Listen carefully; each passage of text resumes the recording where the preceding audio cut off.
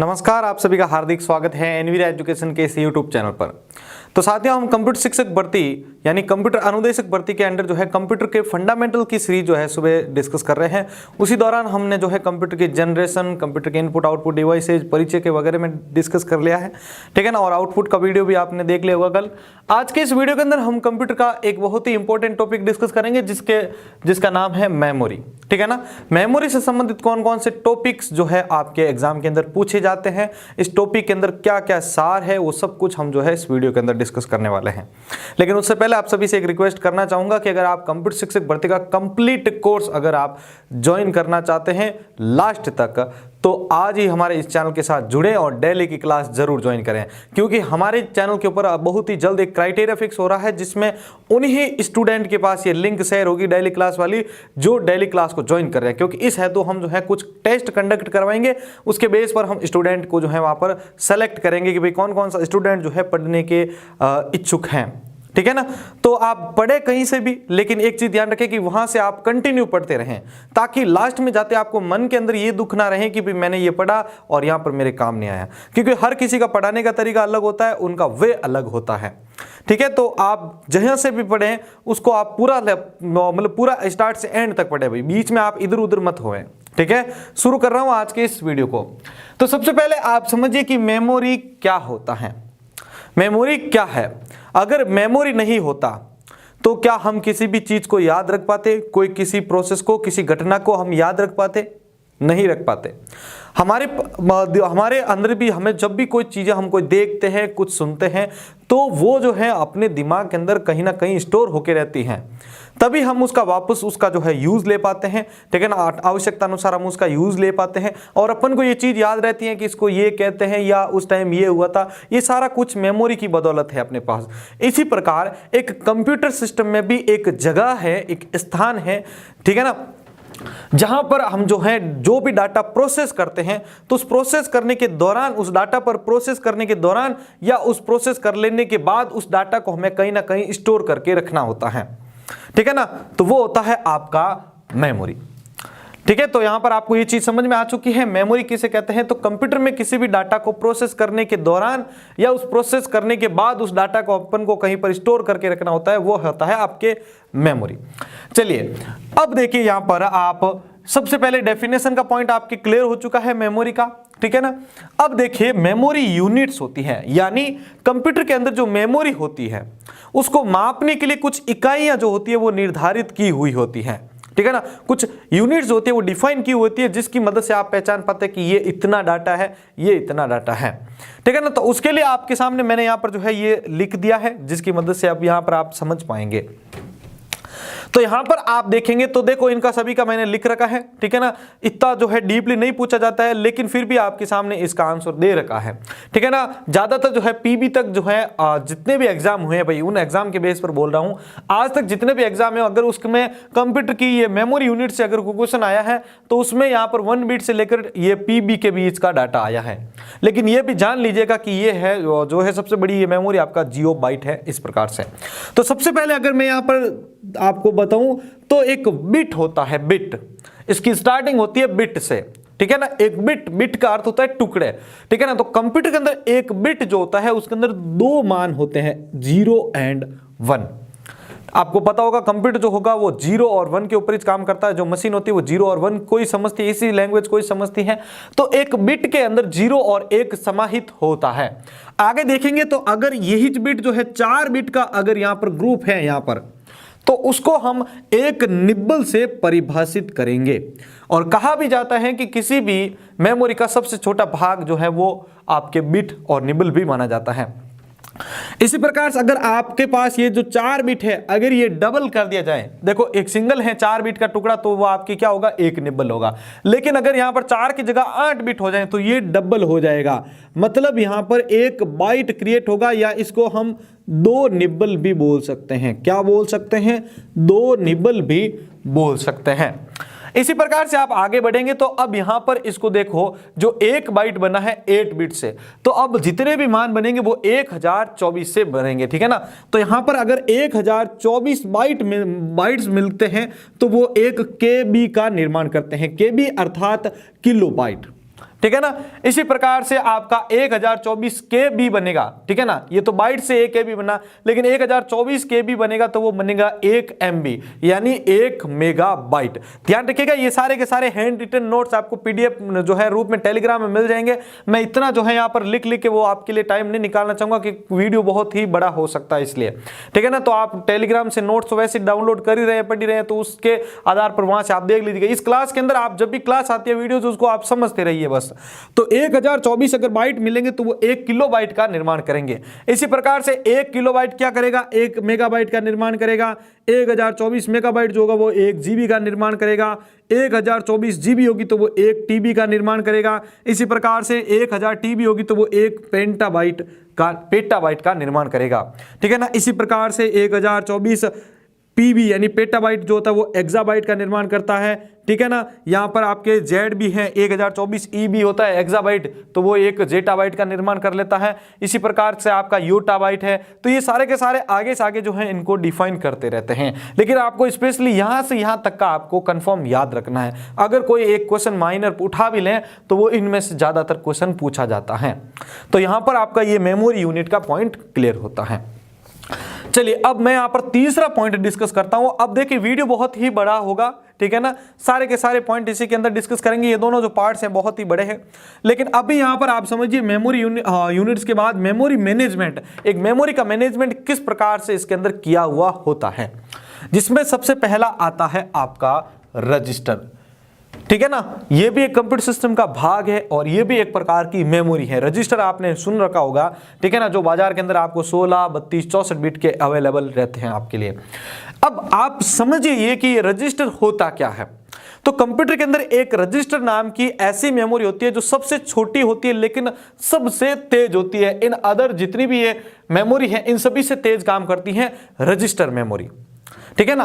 ये देखिए यहां पर आपके सामने मैंने इसको इंडिकेट किया है। रजिस्टर जो होती है वो आपके सबसे छोटी मेमोरी होती है और ये सबसे तेज कार्य करने में जो है अवेलेबल रहती है। अब ध्यान रखना, इसका एक बार क्वेश्चन मेरे को 1 या 2 बार क्वेश्चन आया था जो मैं आपको बताना चाहूंगा। क्वेश्चन ये था कि कंप्यूटर में सबसे तेज मेमोरी कौन सी मानी जाती है, जिसमें अगर वहां पर आपका रजिस्टर ऑप्शन दे रखा है तो वहां पर रजिस्टर ऑप्शन आप सही करके आएंगे। हो गया पहला। दूसरा आप देखिए कैश मेमोरी, ठीक है ना, जिसको आप कैचे भी बोलते हैं बहुत जने। कैशे मेमोरी क्या होता है, ये जो होता है आपके स्टोर स्मॉल टाइम डाटा। इसका मतलब होता है कि ये कम अवधि के लिए जो डाटा होता है उसको ये स्टोर करता है कैश मेमोरी।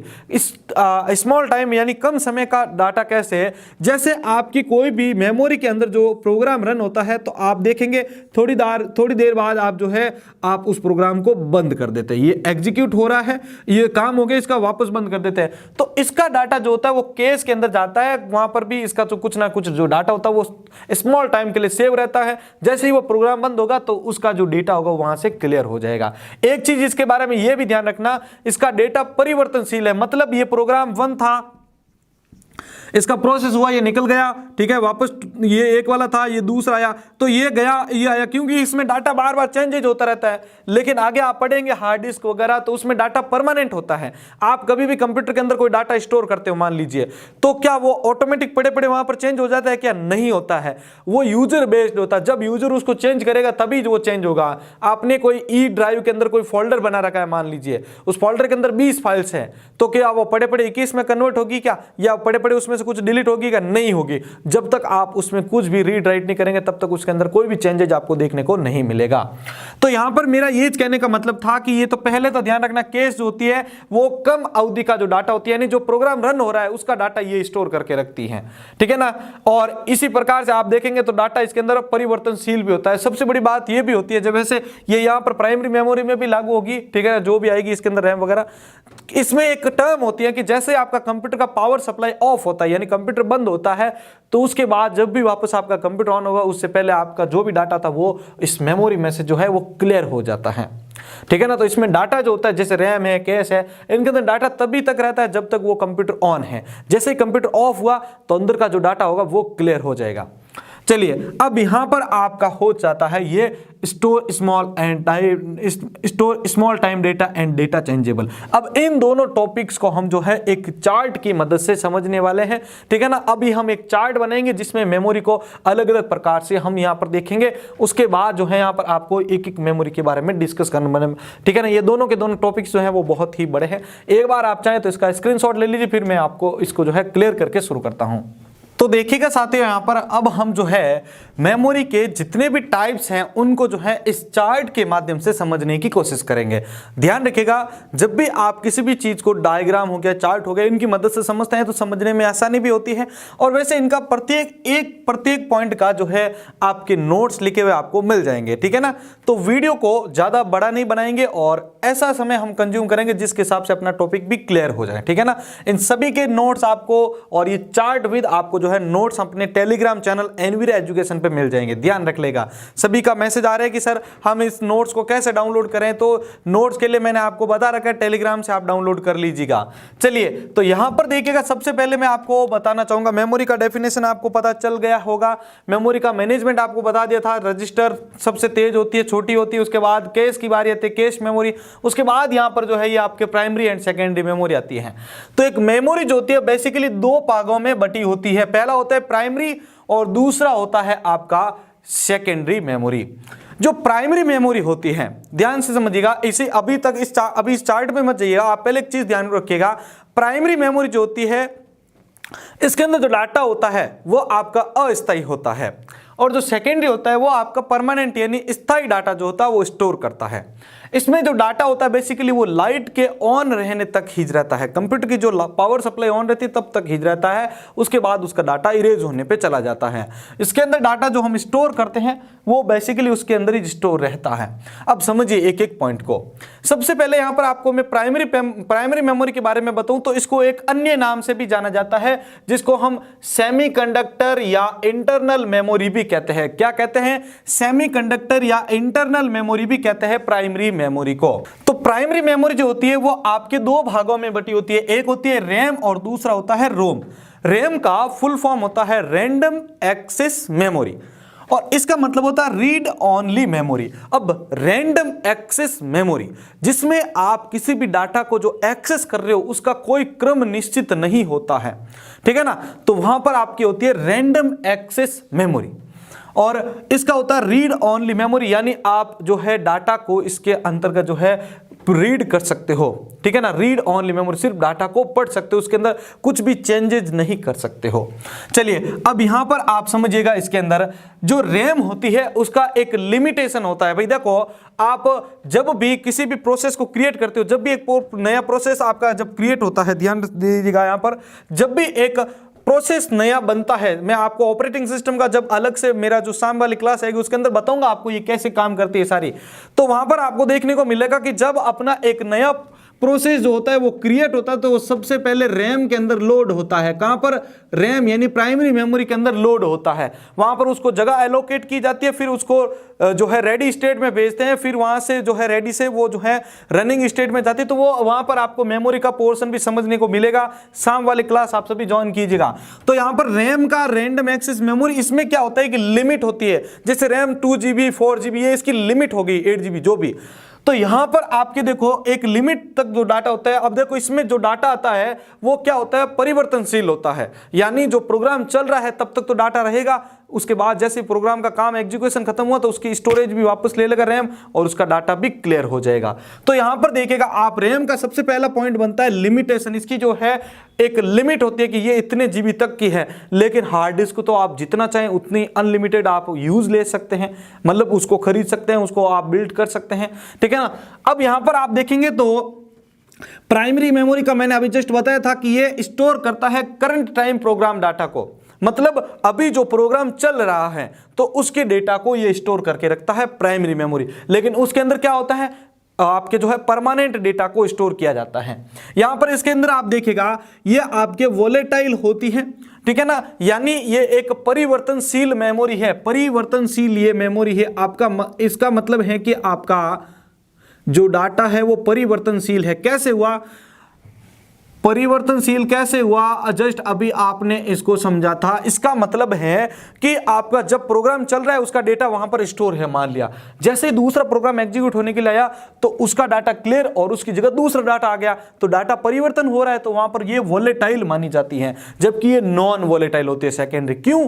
क्योंकि इसके अंदर आपका जो डाटा होता है जब तक यूजर उसको चेंज यानी रीड या उसको राइट नहीं करेगा, चेंज नहीं करेगा, तब तक वो चेंज नहीं होगा, वो स्टोर रहेगा फिक्स। इसके बाद देखिए इसके अंदर एक नॉन सीक्वेंस होता है, यानी इसके अंदर जो डाटा होता है वो किसी क्रम में स्टोर नहीं रहता है। क्रम का मतलब होता है सीक्वेंस, यानी जो डाटा होता है वो प्रोग्राम जो बदलते रहते हैं तो उसके अनुसार वो चेंज होता रहता है, तो इसमें कोई डाटा क्रम में नहीं होता। इसमें जैसे आपको पता होता है कि सी के अंदर ये फोल्डर्स हैं, डी के अंदर ये फोल्डर्स है, उसके अंदर भी डाटा आपको पता है क्रम में होता है। जैसे आप उसके अंदर शॉर्ट डाटा होता है ए टू जेड की और आप कर सकते हो उसके अंदर, या आप जो है उसके अंदर आप व्यूज के अंदर जाकर आप उसकी प्रॉपर्टीज के अंदर चेंजेस करते हो कई दफा कि मेरे को तो जो है सबसे जो बड़ी फाइल है उसका साइज ऊपर चाहिए, सबसे छोटी नीचे की ओर, तो डाटा क्रम अनुसार इसके अंदर स्टोर रहता है, जबकि इसके अंदर कोई क्रम नहीं रहता। क्यों? क्योंकि ये वोलेटाइल प्रकृति की है, जब चाहे इसके अंदर डाटा चेंज होता रहता है, तो वो गुण जो होता है वो यहां पर इसके अंदर नहीं पाया जाता है और उसकी जरूरत भी नहीं होती यहां पर, क्योंकि यहां पर डाटा तो प्रोसेस होता है चला जाता है, डाटा प्रोसेस होता है चला जाता है, तो वोलेटाइल को ये वोलेटाइल सिद्धांत पर काम रहता है इसका। आगे देखिए रैम जो होता है वो किससे मिलकर बनता है? सेमीकंडक्टर और फ्लिप फ्लॉप की मदद से जो है मिलकर एक रैम का निर्माण होता है। तो यहां पर आपका देखो आपने कितने पॉइंट देखे हैं रैम के। सबसे पहला आपको पता होना चाहिए कि रैम जो है उसके अंदर सबसे पहला आपको ध्यान रखना है कि जब भी एक नया प्रोसेस क्रिएट होता है वो तो रैम के अंदर आता है, प्राइमरी मेमोरी के अंदर आता है। ये रैम प्राइमरी मेमोरी जो है। अब देखिए दूसरा मैंने बताया था ये वोलेटाइल है, मतलब इसके अंदर डाटा जो है चेंजेबल रहता है, जब चाहे ये डाटा चेंज होता रहता है प्रोग्राम के अनुरूप, जैसे नया प्रोग्राम आएगा तो उसके अनुरूप डाटा आता जाएगा। इसी प्रकार आगे देखेंगे आप तो यहां पर नॉन सीक्वेंस, मतलब डाटा जो होता है वो किसी क्रम में नहीं रहता है। मैं इस पॉइंट को भी यहां पर लिख देता हूं, वैसे इसका पूरा चार्ट आपको मिल जाएगा। क्रमबद्ध डेटा, ठीक है ना, तो क्रमबद्ध नहीं होता है इसके अंदर, यहां पर ये डाटा जो होता है वो क्रमबद्ध स्टोर नहीं होता है। उसके बाद आप देखेंगे तो एक रैम का निर्माण सेमीकंडक्टर और फ्लिप फ्लॉप की मदद से बनाया जाता है। चलिए यहां पर अब रैम को देखेंगे तो रैम आपके जो है वो दो प्रकार की है, एस रैम और डी रैम। एस रैम का फुल फॉर्म होता है स्टैटिक रैंडम एक्सेस मेमोरी और यहां पर डायनेमिक रैंडम एक्सेस मेमोरी, ये आपके दो टाइप्स हो गए। अब एस रैम जो होती है, अब रैम के अंदर भी अलग अलग प्रकार है, टाइप्स है, तो जो एस रैम होती है वो कैश मेमोरी की तरह कार्य करती है। जो कैश मेमोरी हमने पिछले इससे पहले जो है लास्ट बार में पढ़ा था कि जो आपकी कैश मेमोरी होती है वो कम अवधि का डाटा स्टोर करती है, मतलब कोई प्रोग्राम चल रहा है तब तक ही जिसका डाटा रहेगा, लाइट गई उसका डाटा गया, ठीक है ना, और वो प्रोग्राम भी अगर बंद हो गया, काम कर दिया, टर्मिनेट हो गया तो उसका डाटा भी गया, मतलब वहां पर कम अवधि का होता है, तो ये कैश मेमोरी के रूप में कार्य करती है एस रैम। दूसरा पॉइंट इसका ध्यान रखना है कि इसमें रिफ्रेश रेट की जरूरत नहीं होती है, बार बार इसमें डाटा को रिफ्रेश करने की जरूरत नहीं होती है एस रैम के अंदर। चलिए अब डी रैम के अंदर अगर आप आते हैं तो डी रैम के अंदर क्या होता है कि डी जो यानी डायनेमिक रैंडम एक्सेस मेमोरी जो होती है इसके अंदर डाटा को बार बार आपको रिफ्रेश करना पड़ेगा ताकि वो डाटा जो है सही से मैनेज रहे, ठीक है ना, और वो डाटा जो है स्पीडली जो है वर्क कर सके या वहां पर प्रोसेस कर सके, तो इस है तो आपको बार बार रिफ्रेश करने की भी जरूरत होती है। आगे देखेंगे तो जो डी रैम जो होती है उसको मेन मेमोरी के रूप में प्रयोग किया जाता है। यहां पर आपका जो एस रैम था वो तो था आपके कैश मेमोरी के रूप में, जबकि ये एक मेन मेमोरी के रूप में कार्य करती है डी रैम, या इसको प्रयोग लिया जाता है मेन मेमोरी के रूप में। अब देखिए यहां पर आपके एस डी रैम जो यहां पर ये एक इंपॉर्टेंट मैंने हाईलाइट कर रखा है, ठीक है ना, ये S D RAM. SD RAM क्या होता है? Static dynamic random access memory. इसमें जो है आपका जो डाटा होता है वो फेच किया जाता है क्लॉक स्पीड सिंक्रोनस के थ्रू, जिससे क्या होता है कि जो सीपीयू के अंदर बस स्पीड जो आपका बस स्पीड होता है ना, जो बसेज के थ्रू डाटा गमन करता है, ठीक है ना, अलग अलग पार्ट्स तक वो डाटा पहुंचता है उन बसों के थ्रू, तो वो जो स्पीड है वो ऑप्टिमाइज हो सके, इसलिए आपके जो एसडी रैम होती है वो आपके क्लॉक स्पीड सिंक्रोनाइज करती है, ठीक है ना। तो ये चीज आपको इसके बारे में ध्यान रखनी है। इसी प्रकार का आपका एडी रैम होता है, डीडीआर रैम होता है, डबल डाटा रैम, ठीक है ना। अब जो इंपॉर्टेंट पॉइंट आते हैं भाई, देखो इसके बारे में अभी तक कोई क्वेश्चन नहीं आ पाए हैं, लेकिन इसमें से क्वेश्चन आया है, इनके क्वेश्चन आए हैं, तो हमें मतलब इतना जो है इसके अंदर डीपली नहीं जाना है, इसका आपको फुल फॉर्म बता दिया है, ठीक है। तो ये पॉइंट आपको ध्यान रखना है। आगे मैं पॉइंट आपको समझाऊं उससे पहले सभी से रिक्वेस्ट करना चाहूंगा कि आपको अगर वीडियो हेल्पफुल लग रहा है तो सभी भाई लाइक जरूर करें। सभी के लिए बहुत ही ज्यादा मेहनत लगती है भाई, पूरी रात आपके लिए नोट्स बनाते हैं, फिर क्लास बनाते हैं, तो आप थोड़ा सा सपोर्ट करते रहें, ठीक है ना। अपने दोस्तों के साथ शेयर करते रहें वीडियोस को और लाइक जरूर करते रहें। आपसे कोई भी प्रकार का जो है पैसा नहीं लिया जा रहा है इस पूरे कोर्स के लिए, ठीक है ना हमने इसको कहीं ऐप पर लॉन्च किया है, सारा का सारा आपके लिए फ्री मटेरियल्स आ रहा है। चलिए अब मैं आगे बढ़ता हूं यहां पर। नेक्स्ट जो अपना पॉइंट आता है यहां पर, तो मैं यहां पर आपके सामने लेके आना चाहूंगा रीड ओनली मेमोरी, ठीक है ना। रीड ओनली मेमोरी के अंदर इसका फुल फॉर्म हो गया। अब यहां पर आप देखिएगा इसके अंदर आता है पी रोम, ठीक है ना, जिसमें प्रोग्रामेबल रीड ओनली मेमोरी, मतलब इसके अंदर क्या होता है कि एक रोम के अंदर जो होता है प्रोग्राम क्रिएट किए जाते हैं, प्रोग्रामेबल रीड ओनली मेमोरी। यहां पर क्या है आपका ईपी रोम, ठीक है ना, यहां पर क्या है आपका ईपी रोम यानी erasable programmable read only memory. इसमें क्या होता है, ठीक है ना, इसके अंदर क्या होता है कि जो पराबैंगनी जो किरणें होती हैं उसके माध्यम से आपके जो डाटा होता है अंदर उसको क्या किया जाता है, रिमूव किया जाता है, ठीक है ना। जो अंदर जो डाटा होता है ना भाई, इसमें क्या है आपको डाटा को वापस चेंज करने की अनुमति नहीं मिलती है, सिर्फ इसके अंदर डाटा को आप प्रोग्राम कर सकते हो, ठीक है ना। यानी इसके अंदर वॉर्म सिद्धांत को भी जो है यूज में लिया जाता है। वॉर्म यानी write once read many, write once read many, मैं यहां पर लिख रहा हूं देखिए, राइट वंस रीड मैनी, यानी एक बार डाटा को आप इसके अंदर स्टोर कर दो या बना दो या जो भी है क्रिएट कर दो, उसके बाद उस प्रोग्राम डाटा सॉफ्टवेयर जो भी आप बोलो उसको आप जितनी बार चाहो उतनी बार आप पढ़ सकते हो, लेकिन चेंजेस नहीं कर सकते हो पी रोम के अंदर। लेकिन इसके अंदर आपको चेंज करने की अनुमति मिलती है। आपका जो ईपी रोम होता है erasable programmable read only memory, इसके अंदर डाटा को चेंज करने की आपको अनुमति मिलती है, प्रोग्राम के अंदर चेंज करने की अनुमति मिलती है, लेकिन उसके लिए क्या होता है अल्ट्रा वायोलेट जो किरणें होती हैं उसके माध्यम से इसके अंदर क्या होता है डाटा चेंज किया जाता है।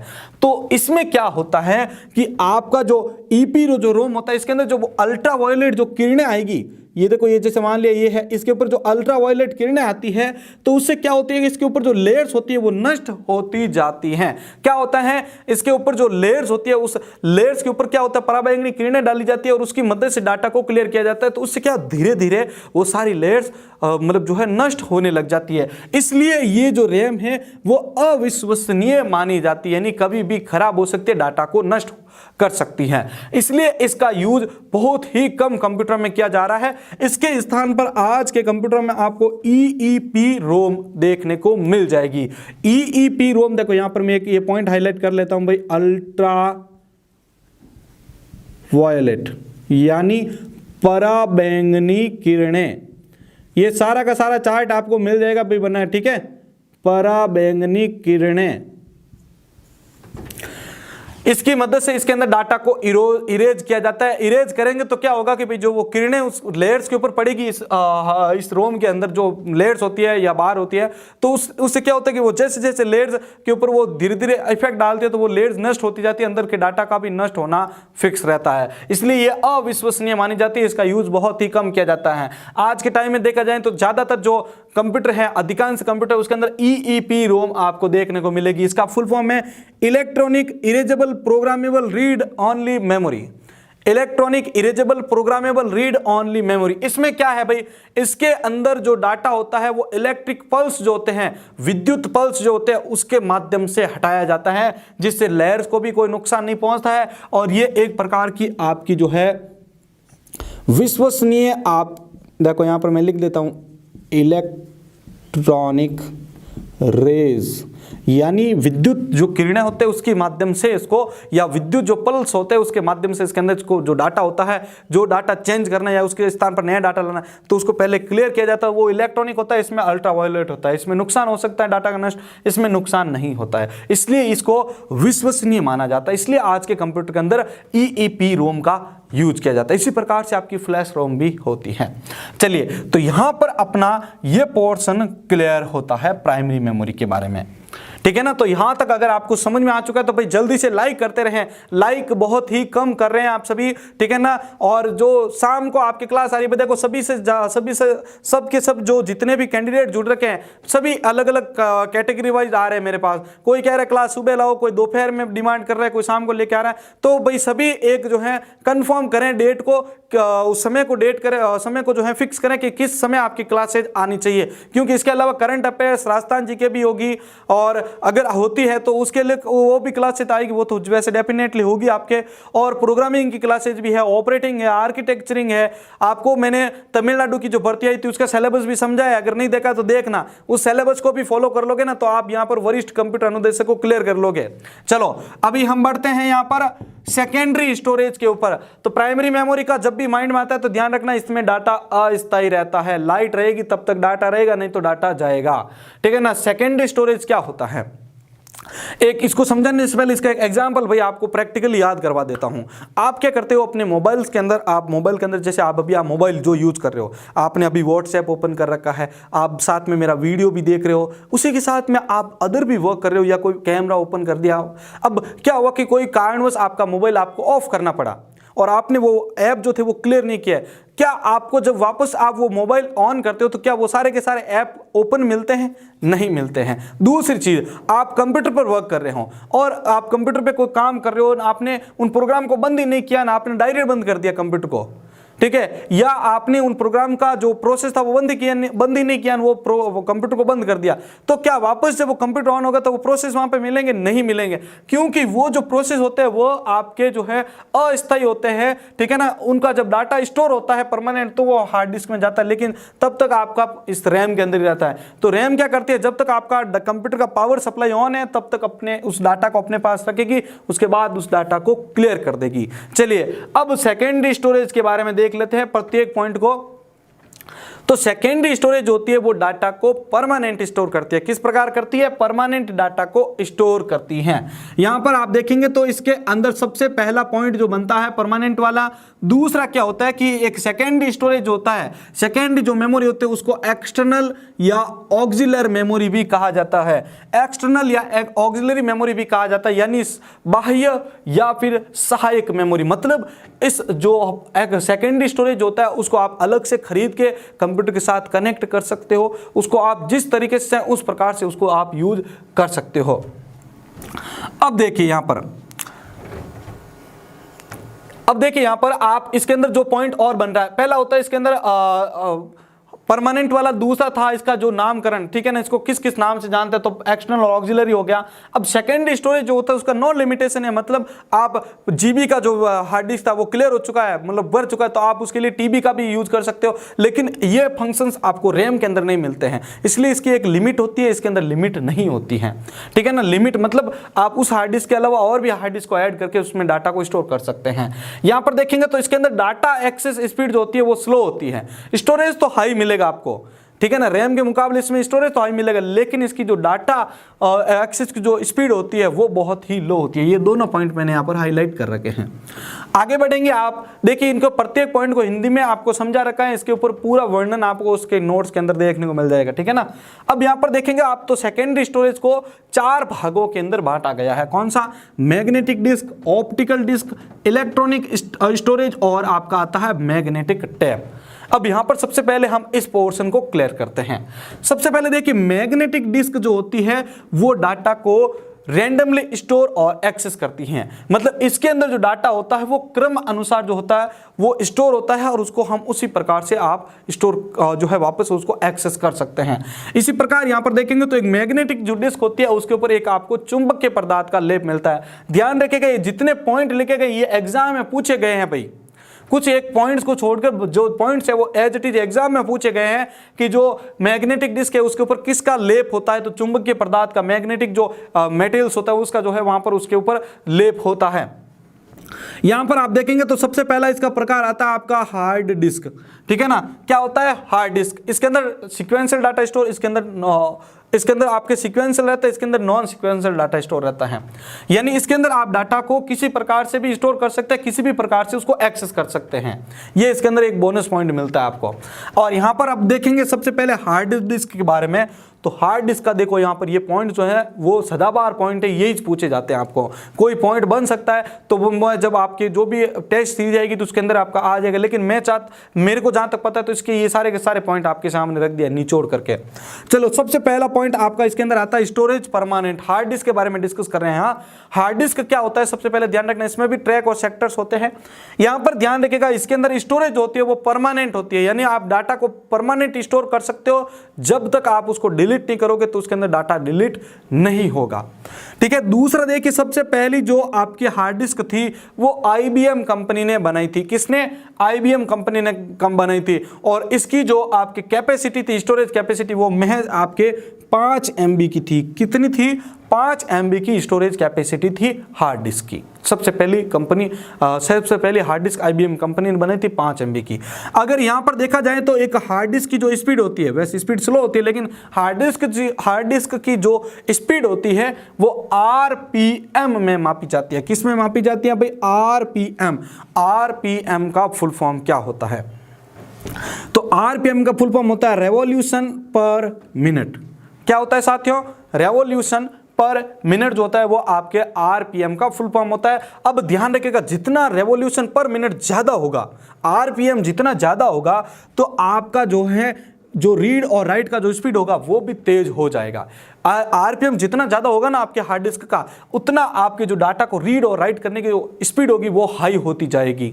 ठीक है। आगे देखेंगे यहां पर, तो इसके अंदर डाटा ट्रांसफर और स्टोरेज के आधार पर अगर देखा जाए हार्ड डिस्क को मैं अलग अलग प्रकार से आपको जो कैटेगरी वाइज करके दिखा रहा हूं। सबसे पहला आता है आपका, अगर डाटा को ट्रांसफर करने और उसको स्टोर करने के आधार पर देखा जाए, डाटा को ट्रांसफर करने और स्टोर करने, ट्रांसफर इन द सेंस जब आपका कंप्यूटर ऑन होता है तो इसके अंदर जो प्रोग्राम होते हैं वो आवश्यकता अनुसार इसके अंदर कॉल होकर यहां से ट्रांसफर होकर प्राइमरी में जाते हैं ना, तो ट्रांसफर होने के दौरान या फिर स्टोरेज करने के आधार पर इसको 2 भागों में बांटा गया है हार्ड डिस्क को। कौन कौन से? पेटा और सेटा। पेटा का फुल फॉर्म देखिए, आपका एग्जाम में आता है पैरेलल एडवांस टेक्नोलॉजी अटैचमेंट। क्या होता है? पैरेलल एडवांस टेक्नोलॉजी अटैचमेंट होता है आपका पेटा का फुल फॉर्म। इसी प्रकार से आप सेटा का फुल फॉर्म देखेंगे तो सीरियल एडवांस टेक्नोलॉजी अटैचमेंट। ध्यान रखिएगा, इसका क्वेश्चन आ चुका है एग्जाम में। पेटा का और सेटा का फुल फॉर्म ये नोट्स में आपको देखने को मिल जाएगा लिखा हुआ।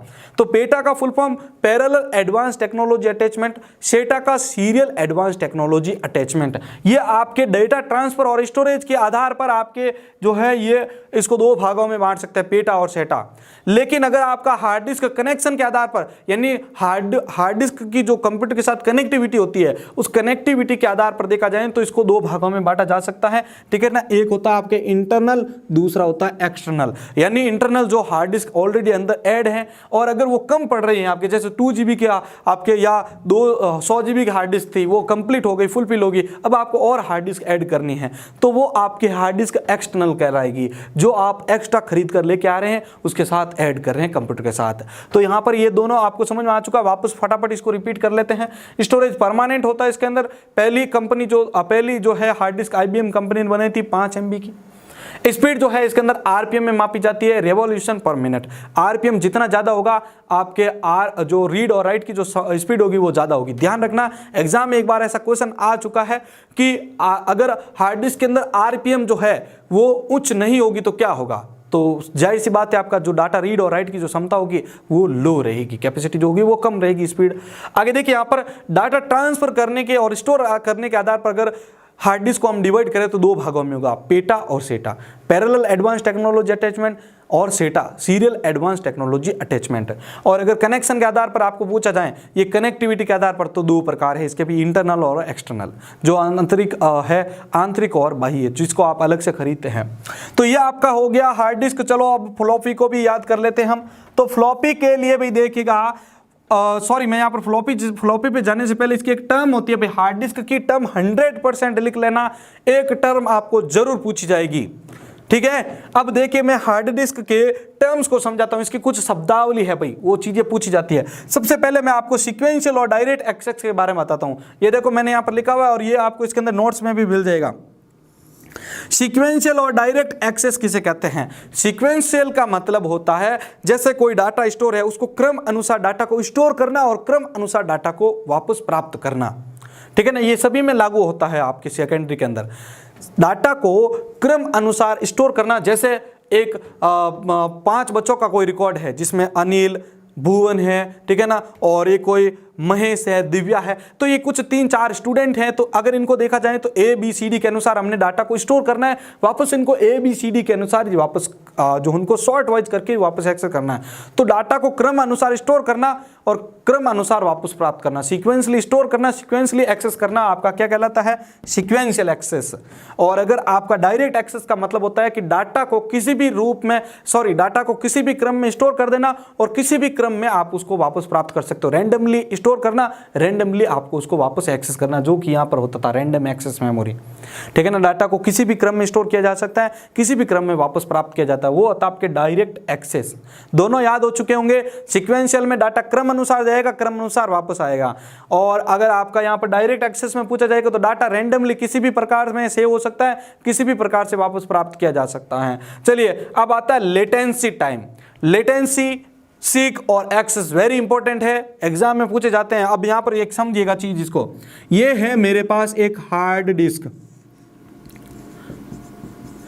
लेटेंसी टाइम को समझे पहले। लेटेंसी टाइम का मतलब होता है कि इसके अंदर ये कुछ डाटा स्टोर है भाई, मान लीजिए, ठीक है। मैं इस डाटा को एक्सेस करना चाह रहा हूं तो मैं क्या करूंगा? सबसे पहले इसको खोजूंगा, सर्च करूंगा। तो मुझे यहां पर इसके ऊपर खोजना पड़ेगा, इसको सर्च करना पड़ेगा, ठीक है ना, सर्च करना पड़ेगा। सर्च करने में और सर्च करने के बाद उस डाटा तक पहुंचने में, ठीक है, डाटा को सर्च किया मैंने, सर्च कर दिया तो वो मिल गया मेरे को डाटा की यहां पर। अब वहां पर उस स्थान तक पहुंचना, तो हार्ड डिस्क से किसी भी डाटा को खोजने में और उस तक पहुंचने में जो समय लगता है उसको हम लेटेंसी टाइम कहते हैं। क्या कहते हैं? लेटेंसी टाइम कहते हैं। ये यहां पर देखो लेटेंसी टाइम। हार्ड डिस्क से किसी भी डाटा को खोजना और उस तक पहुंचने में जो समय लगता है उसको हम लेटेंसी टाइम कहते हैं। इसी प्रकार से अगर आपको सीक टाइम का पूछ लिया जाए तो ध्यान रखना, जो यहां पर ये डाटा को खोज लिया, वहां तक पहुंच गया, तो हार्ड डिस्क से डाटा को रीड और राइट करने में जो समय लगता है, देखो यहां पर ये रीड एंड राइट, तो ये आपका होगा सीक टाइम।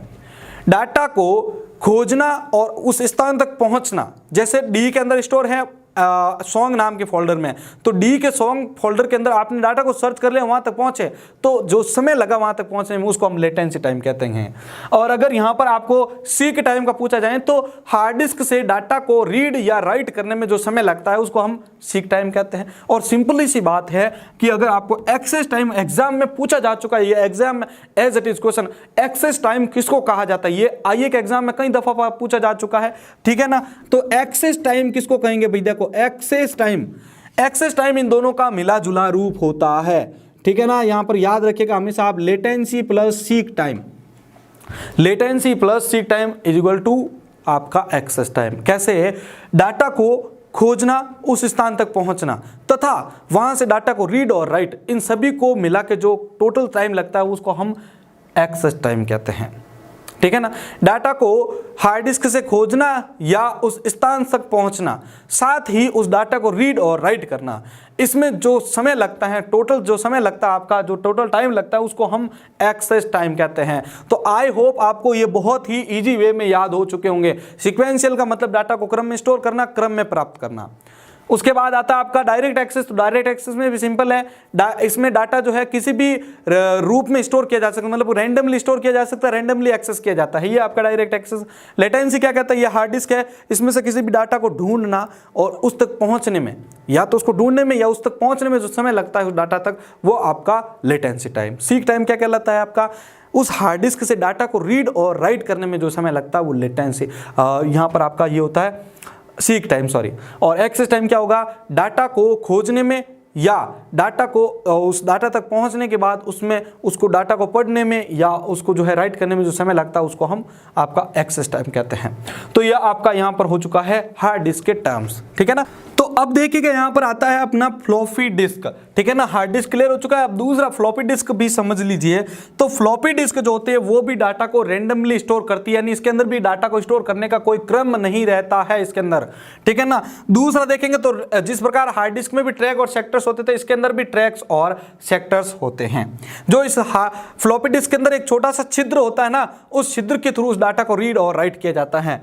अब ध्यान रखिएगा, आपकी जो फ्लॉपी डिस्क होती है, इसका क्वेश्चन कैसा आता है सुनिए। फ्लॉपी डिस्क जो है वो आपकी दो प्रकार की होती है, एक तो माइक्रो और मिनी। ये क्वेश्चन आ चुका है। फ्लॉपी के दो प्रकार है, माइक्रो और मिनी। एक माइक्रो फ्लॉपी का व्यास कितना होता है, ध्यान रखिएगा 3.5 इंच। ये बोर्ड एग्जाम की दृष्टि से देखो या आप किसी एग्जाम की दृष्टि, चाहे पटवार की भी तैयारी क्यों नहीं कर रहा हो, वहां पर एग्जाम पूछा जा चुका है ये क्वेश्चन, ठीक है ना। माइक्रो फ्लॉपी का जो व्यास होता है वो होता है 3.5 इंच और इसकी जो स्टोरेज क्षमता होती है वो होती है आपके 2.8 MB। इसी प्रकार से अगर यहां पर देखेंगे मिनी फ्लॉपी तो इसका व्यास होता है आपके 5.25 इंच और यहां पर आपका जो है स्टोरेज आपका 1.2 MB यानी 1.2 MB आपका स्टोरेज होता है मिनी का और 5 पॉइंट आपका जो 2.5 जो है इंच आपका व्यास होता है मिनी का। इसी प्रकार से माइक्रो का भी याद रखिएगा, व्यास 3.5 इंच और स्टोरेज 2.8 MB। तो यहाँ पर ये आपका फ्लॉपी डिस्क का पॉइंट है, बस ये आपका हद से हद यहाँ तक आपका क्वेश्चन बनता है इसके ऊपर। चलिए हमने यहां पर अब मैग्नेटिक डिस्क को क्लियर कर लिया है। अब ध्यान रखिएगा आता है अपना ऑप्टिकल डिस्क, ठीक है ना। ऑप्टिकल डिस्क में क्या होता है आपका, सबसे पहला आता है सीडी। सीडी का फुल फॉर्म क्या है, एग्जाम में क्वेश्चन आता है कॉम्पैक्ट डिस्क, ठीक है ना। अब देखिएगा यहां पर सीडी के बारे में पॉइंट मैंने लिखा है, इसमें रीड और रेट, इसमें जो डाटा रीड और इसके ऊपर पॉलीकार्बनिक जो लेयर होती है, अब उसमें से डाटा को अगर आपको रीड करना है, देखो आप सीडी को अगर आप ऐसे हाथ में लेकर इधर उधर करोगे तो उसमें रेज आपको नजर आएगी, उसके अंदर अलग पराबैंगनी आपको जो वायलेट किरणें होती हैं, तो उसमें जो डाटा पढ़ा जाता है, आपने देखा होगा जो सीडी के अंदर जो रेज होती है उसके माध्यम से उस सीडी के ऊपर जो प्रकाश डाला जाता है और जिस एरिया के ऊपर वो लाइट रहेगी वहां का डाटा पढ़ के आपके सामने रखा जाता है, ठीक है। तो यहां पर ये चीज ध्यान रखना कि इसके अंदर जो डाटा होता है वो लेजर किरणें होती है उसके माध्यम से एक सीडी के अंदर से डाटा पढ़ा जाता है। सीडी के अंदर से जो डाटा होता है वो लेजर किरणों के माध्यम से पढ़ा जाता है। इसके अंदर जो एल्यूमिनियम की पॉलिश होती है, इसके ऊपर जो बाहर की जो आपको पता होगा सतह जो चमकदार होती है वो एल्यूमिनियम पॉलिश होती है और इसकी स्टोरेज जो होती है वो 700 MB तक की होती है। सीडी का स्टोरेज और फुल फॉर्म सबसे ज्यादा पूछा जाता है, भाई ध्यान रखिएगा। सीडी का स्टोरेज आपका 700 MB रहता है और आपका रीड और राइट जो होता है लेजर रेज के माध्यम से होता है, कॉम्पैक्ट डिस्क इसका फुल फॉर्म है। इसी प्रकार से अगर आप डीवीडी पे जाएंगे, डिजिटल वर्सेटाइल डिस्क या डिजिटल वीडियो डिस्क, तो यहां पर आप देखने को मिलेगा कि इसके अंदर भी जो डाटा है वो भी आपको लेजर रेज के रूप में देखने को मिलेगा। लेकिन सीडी और डीवीडी में ये होता है कि सीडी का दो अगर आप देखेंगे तो हल्का रंग आपको येलो नजर आएगा, लेकिन डीवीडी का जो रंग होता है हल्का सा आपको जो वो एल्यूमिनियम जो पदार्थ होता है वो ब्लू कलर के अंदर नजर आएगा। तो ये डिफरेंशियल होता है इसके अंदर। डीवीडी का व्यास जो होता है, डीवीडी का व्यास होता है 4.7, ठीक है ना, 4.7 इंच का जो है इसका व्यास होता है। और ध्यान रखिएगा कि यहां पर इसके अंदर आपका जो कैपेसिटी पूछा जाता है स्टोरेज, ठीक है ना, तो एक डीवीडी का जो स्टोरेज होता है वो होता है 4.7 GB गीगाबाइट, ठीक है, 4.7 गीगाबाइट। और फिर आता है आपका यहां पर ब्लू रे डिस्क, ठीक है ना। तो ब्लू रे डिस्क आपको पता होगा सीडी और डीवीडी के मुकाबले बहुत ही ज्यादा जो है डाटा को स्टोर करने में सक्षम होती हैं। तो ब्लू रे डिस्क जो है इसको जो है ब्लू वायलेट किरणों के थ्रू जो है इसका डाटा पढ़ाया जाता है। इसके अंदर तो लेजर किरण काम आ जाती थी, लेकिन इसके अंदर स्पेशली जो है ब्लू वायलेट रेज होती है उसके माध्यम से डाटा को पढ़ा जाता है। इसकी स्टोरेज अगर आपको पूछ लिया जाए तो आप बताएंगे 25 से लेकर 50 GB तक की ये हो सकती हैं आपके ब्लू रे डिस्क। तो यहां पर आपका ऑप्टिकल डिस्क क्लियर होता है।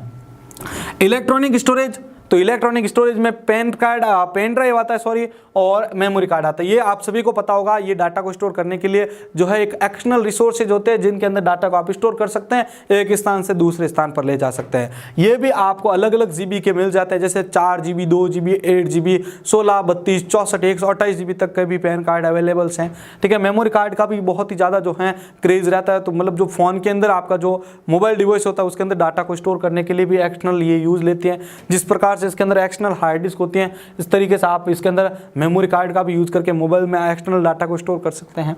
चलिए अब लास्ट जो टॉपिक बचा है अपना आज के इस वीडियो का वो देखिए, मैग्नेटिक टेप। मैग्नेटिक टेप किस किसने देखी है, अभी सभी यस कर दीजिए। पहले तो मैग्नेटिक टेप आपको पता होगा, इन सभी को भूल जाइएगा अभी आप। सबसे पहला जो डाटा को स्टोर करने का एक माध्यम अगर आया होगा तो वो मैग्नेटिक टेप था। यानी आपके घरों के अंदर अगर पुराने टाइम में अगर वो डेक सिस्टम था, यानी वो टेप सिस्टम जिसके अंदर वो कैसेट्स जो थी वो इनपुट करते थे, अब उसके अंदर इनपुट, ठीक है, उसके अंदर आपको पता होगा दोनों साइड में ऐसा जो है प्लास्टिक की जो है आपकी वो होता था फीता, उसके ऊपर लपेटा होता था, वो उसको क्या घुमाता रहता था, डाटा चलता रहता था। तो मैं अभी उस चीज के बारे में डिस्कस करूंगा भाई। तो सबसे पहला मैंने पॉइंट रखा है यहाँ पर कि मैग्नेटिक टेप जो है वो सबसे पुरानी तकनीक है एक डाटा को स्टोर करने की, ठीक है ना। जो आप घर पे वो कैसेट यूज करते थे ना, मैग्नेटिक टेप जिसको बोलते हैं, तो ध्यान रखना वो एक डाटा स्टोरेज का माध्यम है। तो वो आपके सेकेंडरी के अंदर आता है और इसके अंदर आप डाटा को भी सबसे बहुत ज्यादा डाटा को स्टोर भी कर सकते हो। और ध्यान रखना इसकी जो कीमत होती है वो भी कम होती है। आपको बताओ जो टेप का कैसेट्स होता है बहुत ही कम प्राइस में आपको अवेलेबल हो जाता है और उसके अंदर आपका जो डाटा है वो हाई स्टोरेज मिल सकता है आपको, यानी डाटा को हाई स्टोरेज आप स्टोर कर सकते हो। इसके अंदर क्या होता है भाई, आपका मान लीजिए मैं यहां पर एक ड्रॉ कर रहा हूं इस टैप रिकॉर्डिंग वाली, ठीक है ना, डिवाइस को, जिससे आपको समझ में आ जाए।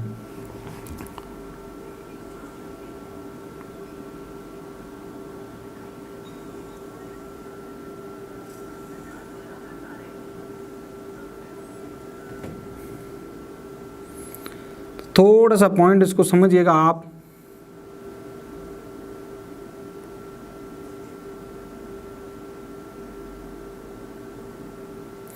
तो यहां पर देखिएगा आप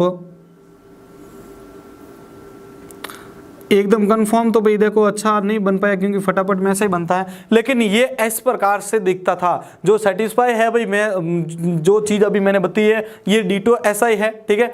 तो यहां पर ध्यान रखिएगा इस प्रकार के आपको कैसेट्स देखने को मिलती थी जिसके ऊपर इस प्रकार का एक प्लास्टिक का फीता जो था, मतलब पतला सा एक पत्ता था जहाँ वो इसके ऊपर लपेटा रहता था। वो यहाँ से जैसे यहाँ तक पहुँचता था ना, तो जो डाटा इसके सामने आता था वो इसको उसके अंदर जो है वो आपके सामने सुनाता रहता था, ठीक है ना। अब इसमें क्या होता है भाई, इसमें एक चीज होती है कि इसके अंदर जो डाटा होता है वो सिक्वेंसली स्टोर होता है, रैंडमली नहीं होता है, ठीक है ना। इसमें जो डाटा होता है वो क्रम अनुसार ही स्टोर होता है, क्रम अनुसार ही पढ़ा जाता है। आपने देखा होगा डेक सिस्टम के अंदर एक ऑप्शन आता था जिसमें उस बटन को दबाए रखते थे तो वो गाना कंटिन्यू चलता था आगे, लेकिन ऐसा नहीं है कि क्लिक किया सीधा आगे बढ़ गए आप, नहीं ऐसा नहीं होता था। आप डाटा को अगर एक्सेस करना चाहते तो उसको आप क्या करते थे, रील करते थे, यानी आगे बढ़ाते थे, ठीक है ना। डायरेक्ट आप उस पर जंप नहीं कर सकते थे, उसको यहाँ पर बटन दबाए रखते थे तो वो आगे बढ़ती थी वो कैसेट और ये फीता आगे बढ़ता था।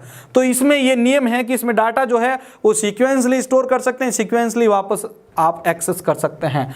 अगर यहाँ पर इसके अंदर देखेंगे आप तो मैग्नेटिक टेप का अगर आपको पूछ ले जाए कि अगर इसके अंदर आपका जो है एक्सेस टाइम किस प्रकार मापते हैं, इसके अंदर जो एक्सेस टाइम होता है वो किस में मापा जाता है, तो ध्यान रखिएगा इसके अंदर एक्सेस टाइम बीपीएस में मापा जाता है। किसमें, बीपीएस के अंदर। बीपीएस का फुल फॉर्म क्या होता है, बाइट पर सेकंड। क्या होता है, बाइट पर सेकंड जो है इसका फुल फॉर्म होता है। तो यहां पर आपका जो है ये मेमोरी का जो कालक्रम था, मेमोरी का जो पॉइंट था वो सारा का सारा हमने समझ लिया है। इनमें से आपका एक भी पॉइंट बाहर नहीं जाने दूंगा साथियों, आपको बोल दिया मैंने। फिर भी मैंने बहुत ही शानदार निचोड़ नोट्स के साथ आपको पीडीएफ भी जो है अभी आपको अपलोड मिल जाएगी, ठीक है ना। जैसे ही क्लास खत्म होती है हमारी तो उसके 30 मिनट बाद में या 15 मिनट बाद में आपको टेलीग्राम के अंदर ये मिल जाती है। ध्यान रखिएगा आप अगर इन नोट्स को डेली प्राप्त करना चाहते हैं तो आप हमारे जो है टेलीग्राम ग्रुप के अंदर सभी जरूर जुड़े रहें। और जो आपकी टेस्ट सीरीज लाई जा रही है तो उसके अंदर आप तैयार रहिएगा कि आप उसके अंदर 90 प्लस जो है क्रॉस कर सकें और आप जो है एक स्पेशल जो है क्राइटेरिया के अंदर आ सकें, क्योंकि हम आगे जाके कुछ स्टूडेंट को फिक्स करने वाले हैं जिसे हम उन्हीं को फिर क्लासें देंगे। क्योंकि जो स्टूडेंट बाद में आ रहा है कीचड़ की तरह आधा इधर पढ़ रहा है आधा इधर पढ़ रहा है तो वो कभी सक्सेस नहीं हो सकता है, ये कन्फर्म रहता है हमेशा। जब भी आप किसी से भी पढ़ रहे हो, चाहे मैं हूं चाहे कोई भी हो, तो उससे आप कंटिन्यू पढ़ा करें ताकि आपको उसका मेथड समझ में आए, उसका पॉइंट समझ में आ सके, ठीक है। तो साथियों आप एक बार सभी जो है नीचे कमेंट बॉक्स में ये भी राय जरूर दीजिएगा कि आपकी जो ऑपरेटिंग सिस्टम प्रोग्रामिंग की जो क्लासेज है वो किस समय लाई जा रही हैं, किस समय लाई जाए सॉरी। और अब आपके सामने जो इसके एमसीक्यू आ रहे हैं, मतलब सॉरी जो प्रश्न आ रहे हैं तो उसका आंसर भाई ध्यान रखिएगा। कई जने बोलते हैं मेरा नाम नहीं है, तो आपको कमेंट बॉक्स जो होता है नीचे ऑफलाइन वहां पर इसके जवाब देने, और जवाब देने का तरीका भी समझिए। आप कुछ तो बहुत अच्छे तरीके से दे रहे हैं, आप क्वेश्चन क्रमांक डैश दीजिए उसका आंसर। इस प्रकार से जो भी 5 क्वेश्चन आते हैं उसका आंसर आपको नीचे कमेंट बॉक्स में देना है, ध्यान रखना सभी को, तभी उसका नाम उस पोस्ट में ऐड होगा। तो अभी मैं यहाँ पर आपको कंप्लीट ये टॉपिक हो चुका है। नेक्स्ट टॉपिक के लिए सभी रेडी रहिएगा। सुबह 8 बजे क्लास मिल जाती है आपको, ठीक है। तो अभी आप जो है इन प्रश्नों का जवाब दीजिए। तो अभी आपने मेमोरी से संबंधित इस वीडियो को देखा है। अब इसमें से कुछ क्वेश्चन आपके सामने आ रहे हैं जिनका आंसर आपको देना है। पहला प्रश्न है, किस मेमोरी प्रकार को अस्थायी माना जाता है? दूसरा प्रश्न है, किस रैम को जो है बार बार रिफ्रेश करने की जरूरत होती है? तीसरा प्रश्न है, सीक टाइम किससे कहते हैं? नेक्स्ट प्रश्न है, हार्ड डिस्क की गति को किसमें मापा जाता है? और आज की इस वीडियो का लास्ट प्रश्न है, PATA पेटे का फुल फॉर्म क्या है? वीडियो अच्छा लगा तो सभी लाइक कीजिएगा, अपने दोस्तों के साथ शेयर कीजिएगा, और हमारे इस चैनल के ऊपर अगर आप पहली बार जुड़े हैं तो सब्सक्राइब जरूर कीजिएगा। साइड में जो बेल आइकॉन आ रहा है उसको ऑन कर लीजिए, जिससे हमारी जो भी नेक्स्ट क्लास आ रही है उसकी सूचना आपको तुरंत अपने डिवाइस पर मिल जाए। जय हिंद, जय भारत।